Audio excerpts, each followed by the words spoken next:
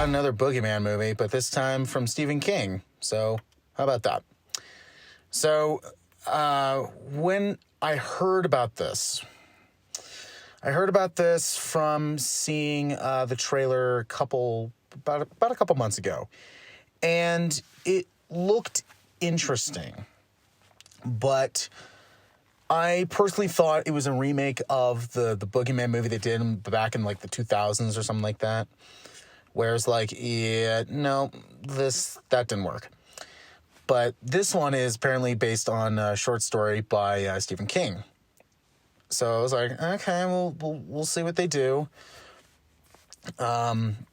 So I also found that this is directed by Rob Savage, who also did Host, which was really good, and then Dashcam, which was okay. It could have been a lot better. So I was interested to see how he was going to handle not doing a like found footage or like that kind of style, where with this it's actually like professionally filmed. So I was kind of interested to see what they were going to do. And this was rated PG-13, and I was actually quite surprised on how much the scares were more slow building and atmospheric, rather than just loud sounds to scare you. And don't get me wrong, there are loud sounds. There are those occasional jump scares in here, but it's not like super throw in your face every 5 minutes. It's actually like slow building, and it's also a pretty like drama heavy film as well. But so I was interested to see what they were going to do with this, and I personally really liked it. It was a big surprise for me. I was expecting this to be at least okay. I was still a bit hesitant because it was done by Rob Savage, who Host I really, really liked, and then Dashcam I thought was just eh. It's also the same producers as Stranger Things, and this kind of does have a Stranger Things vibe to it, which I think works in some cases. And then it's based on a short story by Stephen King, so like Stephen King and then Stranger Things, like wow, that's a weird holding hands relationship right there. Like Stranger Things definitely didn't use anything of Stephen King's. Like they definitely weren't influenced by King at all. But you know, ultimately, I did enjoy this movie. It was a lot darker than I thought it was going to be. The first like couple minutes, it hits you pretty hard. So this is pretty much saying, yeah, it's PG-13, but we're not afraid to go hard. And yeah, I would say the first minute, it's like, it's this kind of movie where anything can happen. It's like, all right. So the story is about this family who it's a father who's a therapist and his two daughters, and they just lost the mother in a car accident, and so they're still grieving, and then they start seeing this like black shadowed entity that kids call the Boogeyman, and immediately they're just like, oh god, really? Like really? They're calling it that? They're like, yeah, we thought they were making it up to, but nope, they weren't. So they have to try to band together and try to not only get past the grieving and fear, which the boogeyman feeds from, but also to try to figure out a way to stop it.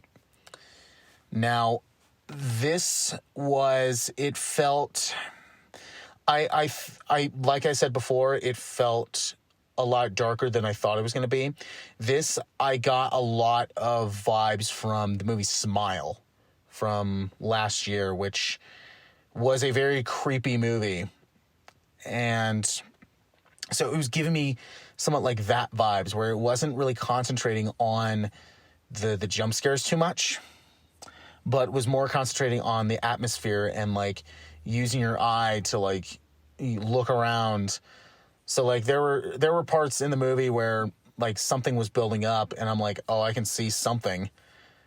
But there was also a lot of misdirection as well, which I thoroughly liked. You know, I always like the misdirection stuff, and I think the movie did it quite well. And yeah, I thought this was really good. I thought the build up to the scares, that was really good. I thought the acting was really good. And also some of the ways they use light in this. It reminded me a lot of Lights Out in a way, where I'm like, you're using the light, you have to use the light to your benefit, and sometimes the light can go out like within the snap of a finger. And so you have to be very resourceful and also very cautious on where and how you use it. And I like how they played that up in the movie. So it added more tension. So, because, yeah, once I found out that this was produced by Stranger Things, I was kind of getting like okay, it's going to be like this. And it has those like Stranger Things vibes in this, but I think when they got Rob Savage on board, if you go watch Host, especially Host, and parts of Dashcam, there are parts in those movies where it's very much like hidden in the background, or it's like a little like poke, but it's not like a huge like jab of a stick. It's like a little poke, and then you're just like, oh, okay, I'm moving on. Instead of a jab where it's just like, oh, you know. So I think his direction was well done. The ending, I think was good, but I was kind of picturing a different ending in my head, where I was going like, oh, I think if they did it this way, then, you know, it would make sense. But the way they did it also was like, okay, like, yeah, that I guess that makes sense.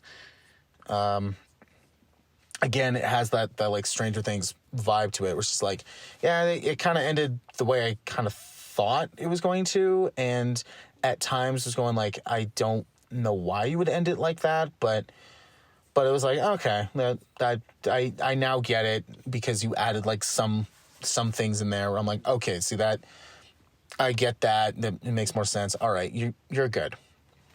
So yeah, I enjoyed this movie. Like I said, I thought the direction was great. The acting was really good. I also like the score too. The score was really good, and especially the use of light and darkness, I thought was really well done. And yeah, this movie, when I thought walking into it, I thought it was going to be at least okay, ended up being better than that. That's really great. So I would give this movie a great, because yeah, I thoroughly enjoyed it. It was very good, and it also proves that you don't need your horror movie to be rated R to be, good or scary. It's not real. What is this?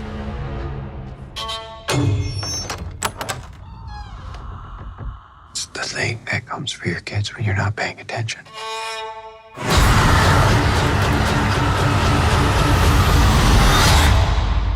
You believe me, don't you?